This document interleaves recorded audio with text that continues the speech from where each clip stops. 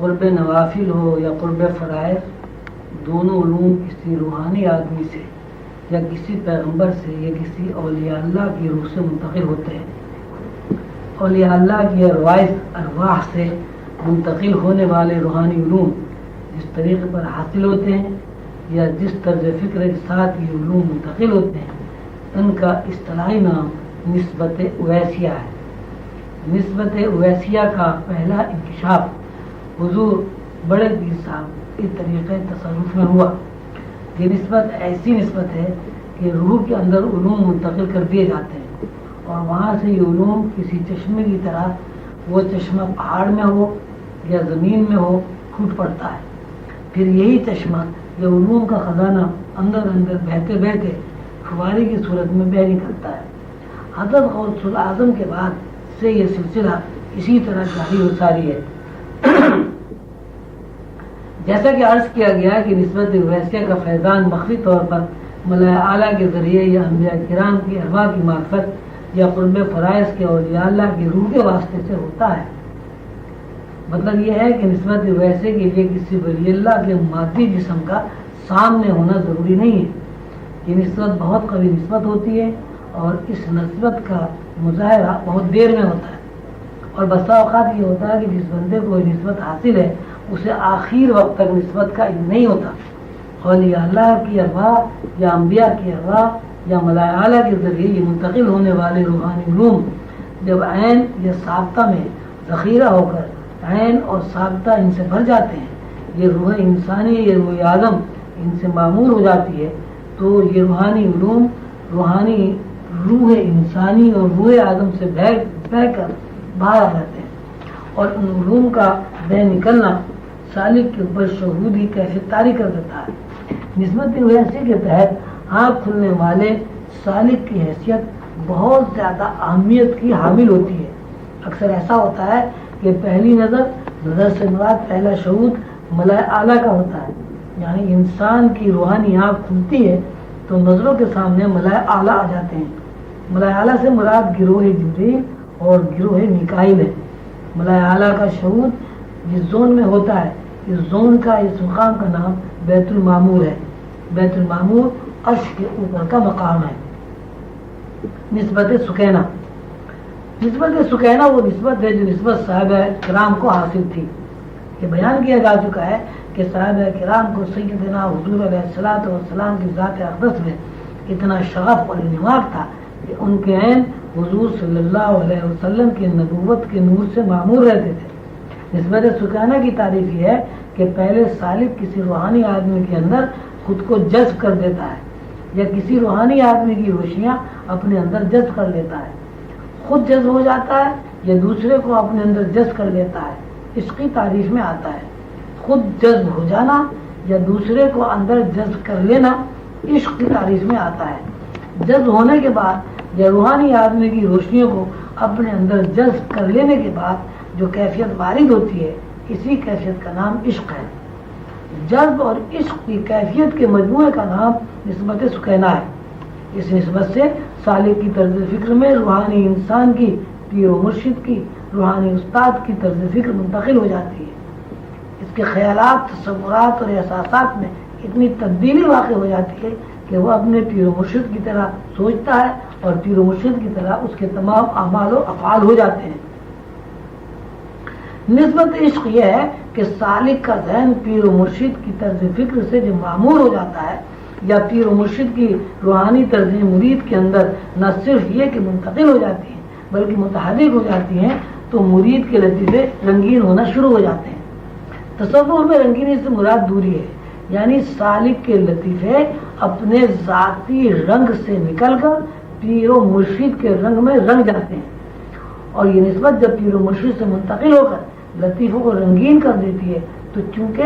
پیر و مرشد کے لطیفے انوار الہیہ سے رنگین ہیں، اس لیے مرید کے لطیفوں پر بھی پے در پے انوار الہیہ کا نزول ہوتا رہتا ہے، اور اس طرح اللہ کے ساتھ نسبت عشق کی جڑیں مستحکم ہو جاتی ہیں۔ نسبت جذب کے بارے میں مرشد کریم حضور قلندر بابا اولیاء ارشاد فرماتے ہیں کہ یہ وہ نسبت ہے جس کو تبع تابعین کے بعد سب سے پہلے خواجہ بہاؤالحق نے نشان بے نشانی کا نام دیا ہے۔ نقشبندی جماعت اس نسبت کو یادداشت کے نام سے جانتی ہے۔ نشان بے نشانی سے مراد یہ ہے کہ عارف کا ذہن اس سمت میں سفر کرے جس سمت میں ازل سے پہلے کے نقوش موجود ہیں۔ جب ازل سے پہلے کے نقوش یعنی اللہ کا ذہن اور اللہ کے ذاتی علم عارف کے قلب میں بار بار دور کرتے ہیں تو سالک کو وحدت احاطہ کر لیتی ہے اور اسے ہر طرف، ہر سمت، ہر لاموجود اور موجود شے میں اللہ نظر آنے لگتا ہے۔ کوئی بھی کام ہو، کوئی بھی عمل ہو، کوئی بھی چیز ہو، سالک یا عارف کی استادی طبیعت یہ بن جاتی ہے کہ وہ ارادی طور پر، غیر اختیاری اور اختیاری طور پر ہر چیز، ہر بات، ہر عمل میں اللہ کو تلاش کرنا شروع کر دیتا ہے۔ اس کا ذہن از خود کسی بھی کام میں، کسی بھی عمل میں اللہ کی وحدانیت کو تلاش کر لیتا ہے۔ جب یہ صورتحال اتنی زیادہ ہو جاتی ہے کہ عارف ان میں اس طرح گر جاتا ہے کہ اسے نکلنے کی کوئی راہ نہیں ملتی تو عقل و شعور سے دستبردار ہو کر خود کو اس نسبت کی روشنیوں کے رحم و کرم پر چھوڑ دیتا ہے۔ اس کی مثال یوں ہے، ہر آدمی روزانہ کئی گلاس پانی پیتا ہے لیکن کبھی اس کا ذہن اس طرف نہیں جاتا کہ پانی کیا چیز ہے، پانی کے اندر جو سیرابی مادہ ہے وہ کیا ہے، پانی کیسے نکلتا ہے، کنویں کا پانی، چشمے کا پانی ہے، دریا کا پانی ہے۔ اس کا ذہن ان باتوں کی طرف متوجہ نہیں ہوتا۔ اسے پیاس لگتی ہے تو وہ پانی پی لیتا ہے، لیکن جس بندے کو نسبت جذب حاصل ہوتی ہے وہ پانی کے اندر اللہ کو تلاش کرتا ہے۔ مطلب یہ ہے کہ جس خالق نے پانی تخلیق کیا ہے عارف کا ذہن از خود اس طرف متوجہ ہوتا ہے۔ مطلب یہ ہے کہ جس خالق نے پانی تخلیق کیا ہے عارف کا ذہن از خود اس طرف متوجہ ہو جاتا ہے۔ ایک چھوٹا بچہ پیدا ہوتا ہے، لوگ دیکھ کر خوش ہوتے ہیں اور بات ختم ہو جاتی ہے۔ عارف جب پیدا ہونے والے بچے کو دیکھتا ہے تو اس کا ذہن از خود بغیر کسی ارادے اور اختیار کے اس طرح متوجہ ہو جاتا ہے کہ اللہ نے اس بچے کو 9 ماہ تک ماں کے پیٹ میں بغیر کسی وسیلے کے رزق فراہم کیا ہے۔ جس اللہ نے بچے کو 9 ماہ تک رزق فراہم کیا ہے اور اس رزق سے بچے کی ہر طرح کی نشو نما ہوئی ہے، وہ اللہ، وہ خالق بلا شبہ رازق ہے اور اسی کی دست قدرت میں رزق کی فراہمی ہے۔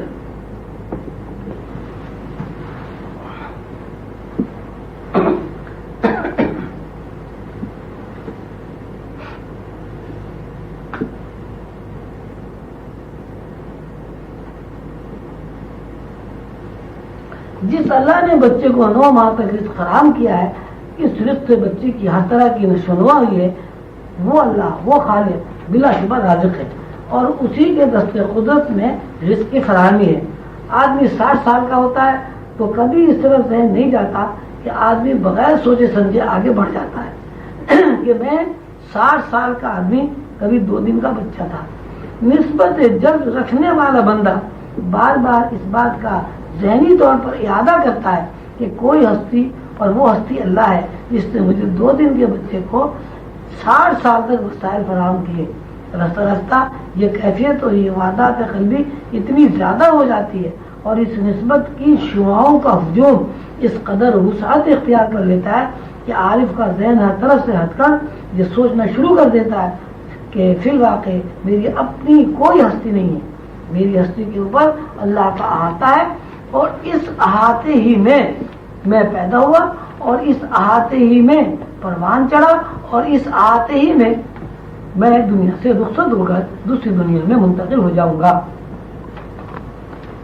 یہ کیفیت اگر عقل و شعور پر اس طرح مسلط ہو جائے کہ آدمی کی اپنی انا، آدمی کا اپنا جسم، اپنا ارادہ، اپنا اختیار نسبت جذب کے احاطے میں معدوم ہو جائے